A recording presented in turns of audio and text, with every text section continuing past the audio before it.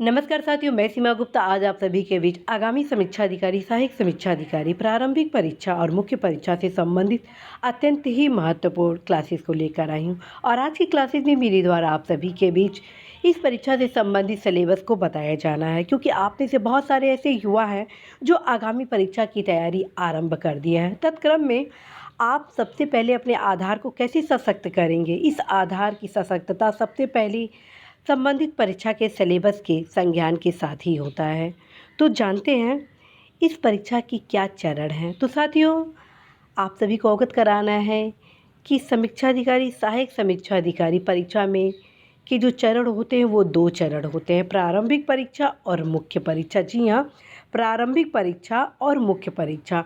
प्रारंभिक परीक्षा में 2 प्रश्न पत्र होते हैं, सामान्य अध्ययन जो कि वस्तुनिष्ठ प्रकृति का होता है अर्थात ऑब्जेक्टिव टाइप का होता है। द्वितीय प्रश्न पत्र सामान्य हिंदी होता है और यह भी ऑब्जेक्टिव टाइप के होते हैं। और ध्यान रखें, दोनों प्रश्न पत्रों के अंक जोड़े जाते हैं और इस परीक्षा में माइनस मार्किंग भी है, अर्थात गलत उत्तर देने पर आपके सही प्रश्न के भी अंक काट लिए जाएंगे। ठीक है, इन सारी चीज़ों को आपको अवश्य ही ध्यान में रखना होगा। तो आइए सबसे पहले आप सभी के बीच में प्रारंभिक परीक्षा के सिलेबस के संबंध में अवगत कराती हूँ। साथियों, आप यहाँ देख रहे हैं प्रारंभिक परीक्षा में सामान्य अध्ययन को पूछा गया और सामान्य अध्ययन कोई मामूली प्रश्न उसमें नहीं पूछा जाता है, बल्कि टोटली सिविल सर्विसेज के प्रारूप पर ही प्रश्न होते हैं। तो आप सभी को अवगत कराना, इस सामान्य अध्ययन में आपको सामान्य विज्ञान से संबंधित तैयारी करनी है, भारत के इतिहास से संबंधित तैयारी करनी है, भारतीय राष्ट्रीय आंदोलन से संबंधित तैयारी करनी है, भारतीय राजतंत्र से संबंधित तैयारी करनी है, अर्थव्यवस्था से संबंधित तैयारी करनी है, आपको संस्कृति से संबंधित करनी है, भारतीय वाणिज्य एवं व्यापार से संबंधित तैयारी करनी है, जनसंख्या, पर्यावरण, नगरीकरण के परिप्रेक्ष्य में तैयारी करनी है, साथ में विश्व भूगोल और भारत के भूगोल के अलावा जो आपके प्राकृतिक संसाधन हैं, अधुनातन राष्ट्रीय और अंतर्राष्ट्रीय महत्वपूर्ण घटनाक्रम है अर्थात करेंट अफेयर्स है, सामान्य बौद्धिक क्षमता है, उत्तर प्रदेश की शिक्षा, संस्कृति, उद्योग, व्यापार, रहन सहन से संबंधित कुछ प्रश्नों की तैयारी करनी होती है। साथियों, आप सभी को अवगत कराना है कि आप सभी के बीच में लगातार क्रमशः अत्यंत ही महत्वपूर्ण क्लासेस को लाऊंगी, जिसका यदि आप नियमित रूप से अध्ययन करते हैं तो निश्चित रूप से आप सभी छोटी छोटी गाइडेंस क्लासेस के माध्यम से आप अवश्य ही इस परीक्षा में सफलता प्राप्त करेंगे। तो अभी मैं आपको बताई प्रथम प्रश्न पत्र सामान्य अध्ययन, इसको सिंपल भाषा में यदि आपको देखना है तो ये ध्यान रखिए, सामान्य अध्ययन में हिस्ट्री है, राज्य व्यवस्था है, अर्थव्यवस्था है, साइंस है, पर्यावरण है, कृषि है, उत्तर प्रदेश है, जनगणना है और कुछ सामान्य अर्थात रीजनिंग से संबंधित कुछ क्वेश्चन है। आते हैं अब सेकेंड प्रश्न पत्र, वो है सामान्य हिंदी। सामान्य हिंदी के अंतर्गत 6 टॉपिक से रिलेटेड प्रश्न होंगे और ये 6 टॉपिक है आपके विलोम, वाक्य एवं वर्तनी शुद्धि, अनेक शब्दों के एक शब्द, तत्सम एवं तद्भव शब्द, विशेष्य और विशेषण, पर्यायवाची शब्द। फिर से सुने, विलोम, वाक्य एवं वर्तनी शुद्धि, अनेक शब्दों के एक शब्द, तत्सम एवं तद्भव शब्द, विशेष्य एवं विशेषण, पर्यायवाची शब्द। और ध्यान रखें, ये जो आपके 6 टॉपिक हैं, प्रत्येक टॉपिक से 10 प्रश्न पूछे जाएंगे। जी हाँ, प्रत्येक टॉपिक से 10 प्रश्न पूछे जाएंगे। और साथियों, यदि आप हिंदी का बहुत ही अच्छे से तैयारी करते हैं, इस 6 टॉपिक को अच्छे से कवर करते हैं, तो इस प्रश्न पत्र में आप मैथमेटिकल नंबर अर्थात 100 में 100% नंबर लाने की क्षमता रखते हैं। साथियों, आगामी क्लासेज में मेरे द्वारा आप सभी को बताया जाना है वे तमाम महत्वपूर्ण पुस्तकों की सूची, जिसका अध्ययन आप करके अवश्य ही इस परीक्षा में सफलता प्राप्त कर सकते हैं। तो आइए जानते हैं, जब आप प्रारंभिक परीक्षा क्वालिफाई कर लेते हैं तो जब मुख्य परीक्षा देने का अवसर आपको मिलता है तो मुख्य परीक्षा का सिलेबस क्या है। तो साथियों, मुख्य परीक्षा का जो पाठ्यक्रम है उसका जो प्रथम प्रश्न पत्र है वो सामान्य अध्ययन से रिलेटेड है।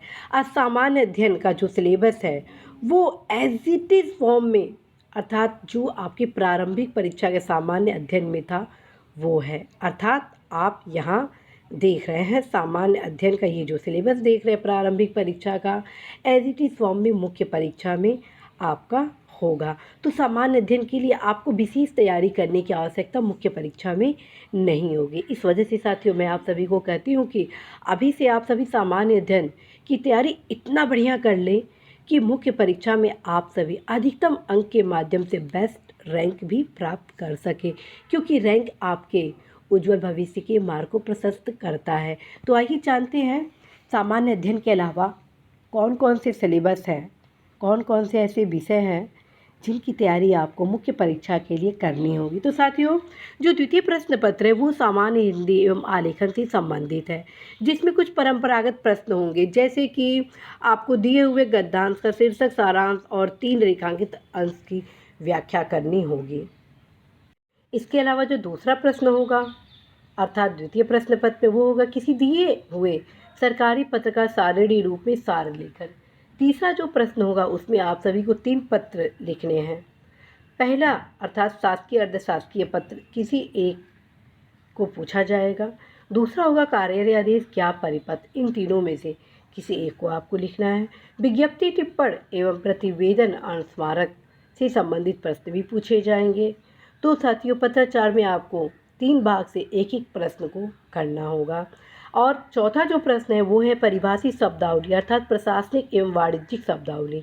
अंग्रेजी से हिंदी 5 शब्द होंगे, हिंदी से अंग्रेजी 5 शब्द होंगे, और मुहावरे लोकोक्तियाँ केवल 5 होंगे और 10 अंक इसके लिए निर्धारित किए गए हैं। इसके अलावा कुछ सामान्य कंप्यूटर से संबंधित प्रश्न भी आप सभी के बीच होंगे मुख्य परीक्षा में।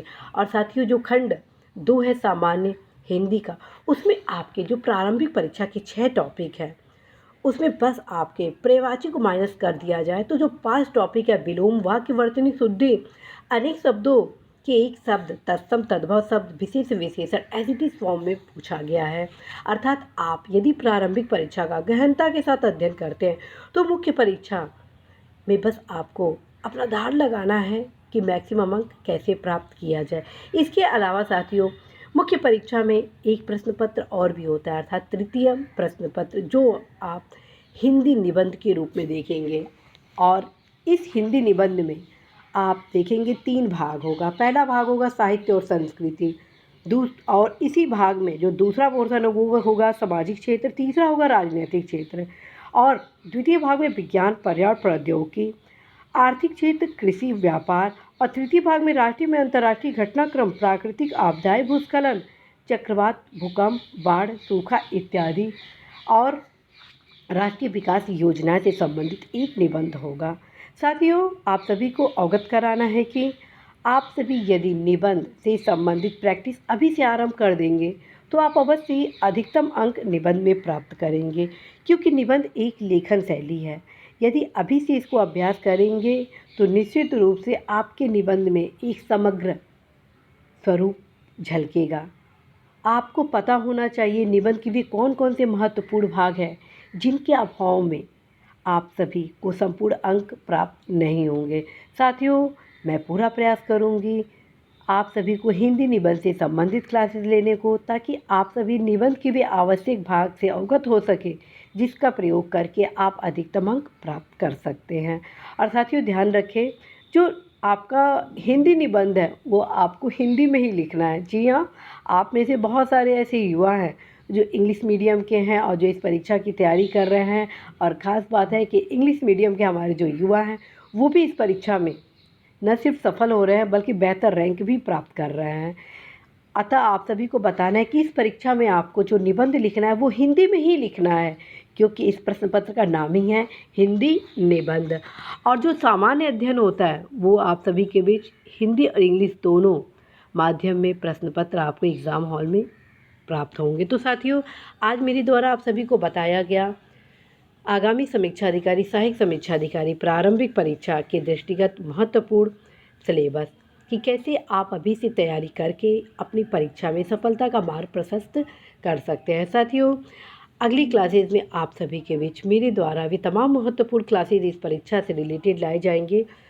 जिनका यदि आप अध्ययन करते हैं तो अवश्य ही सफल होंगे। इस उद्देश्य संदेश के साथ मैं सीमा गुप्ता आज विदा लेती हूँ कि निश्चित रूप से आप सभी अपनी परीक्षा में, अपने लक्ष्य में अवश्य ही सफल होंगे। Best of luck.